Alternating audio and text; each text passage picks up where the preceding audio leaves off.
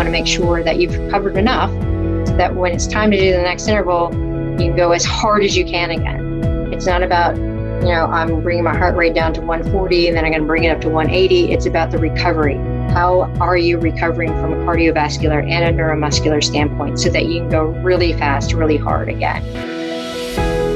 Hi friends, in this week's episode of Bitesize Biohacks, we're going to be diving into how do you fuel properly before exercise and what's the difference between HIIT training and SIT training.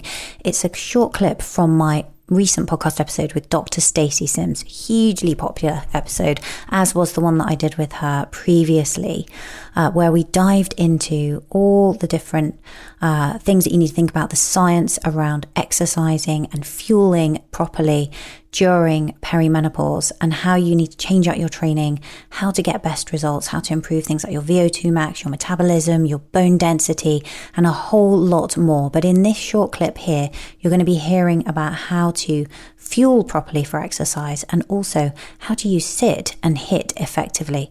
Now, if you want to listen to the full episode, it is episode number 185, where you can find out all about training, sleeping and fasting protocols for perimenopause with Dr. Stacy Sims. And if you want to get a free health check from us and find out where you are in terms of optimizing your sleep, your hormones, the insights you're gathering, how you're fueling your body, and also your training in terms of both physical training and training your mind, then you can go and get a free personalized report by heading over to yourtotalhealthcheck.com and fill out a very short questionnaire, and then we will send you a personalized report with your scores on each area and also sharing with you how you can improve those areas. That's over at yourtotalhealthcheck.com.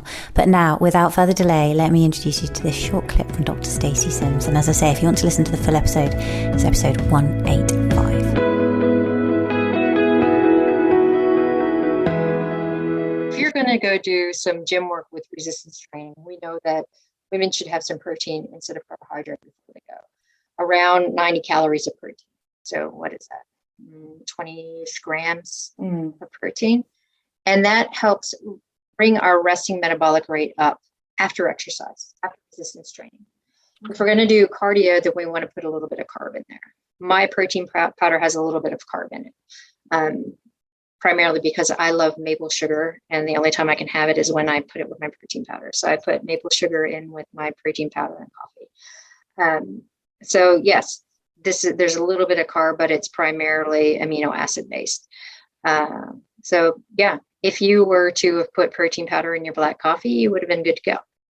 So just so I clarify that, so if I was weight training, I would have the protein powder with the black coffee, but actually doing what I was doing today, which was some just sprints, very quick, short, sharp, I should have had a little bit of carbs as well.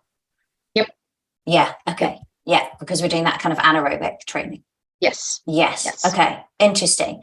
So if we come back a little bit to nutrition, because we stick with them. So the sprint interval training that I was doing this morning, this is really important. And I think you talk a lot about this in the book. We need to provide, that's another way of providing a strong stimulus. And a lot of the research I've seen, and I think you talk about this as well in here in the book, is about how that helps your mitochondria.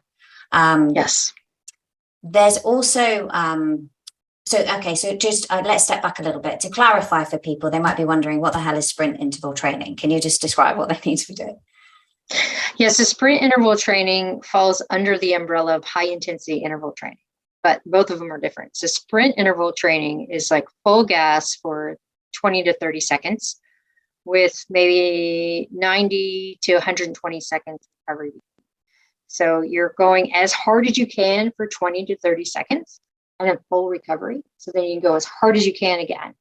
If we're looking at high intensity interval training, the interval is longer. It's not as high intense. So if we're looking at a rating of perceived exertion, you're doing sprint interval training, you're sitting at a 9 or 10 for those 20 to 30 seconds. We talk about high intensity interval training where your intervals are a little bit longer, then you're sitting around a 7 or 8. So it's just slightly less intense, but they're still short. But with sprint interval training, you can't do very much of it. And as balls to the wall, as hard as you can go for those intervals. And then as fast as you can recover, but you want to make sure that you've recovered enough so that when it's time to do the next interval, you can go as hard as you can again. It's not about, I'm bringing my heart rate down to 140 and then I'm going to bring it up to 180. It's about the recovery. Like, how are you recovering from a cardiovascular and a neuromuscular standpoint so that you can go really fast, really hard again. And it might be that you can only do 3 when you first start, and then you can build up to 5 to 8 sets. But it's about being short, sharp, and very efficient. Okay. So you could increase that recovery as you were going through, could you? So for example, I was doing exactly that, about 25 seconds and then recovering for about 60 seconds. But I noticed as I was going through the number of sprints, I was needing slightly longer recovery to be able to get back up to the speed. So that's fine. You can play with that. That's fine. Okay. Yeah. So how many times a week do we need to be doing this? And is this something that we need to avoid in the luteal phase? So in the luteal phase, it is something you want to avoid because it's so high intense and it's such a strong stress to the body. That said, if you're suffering from really bad PMS and you're like, I can't get out of bed because I have lots of bloating and I just awful, or you've gone through from luteal, luteal to the bleed phase and you're having a lot of cramping, then getting out and doing a couple of short, sharp, high intensity 20-second intervals is magic.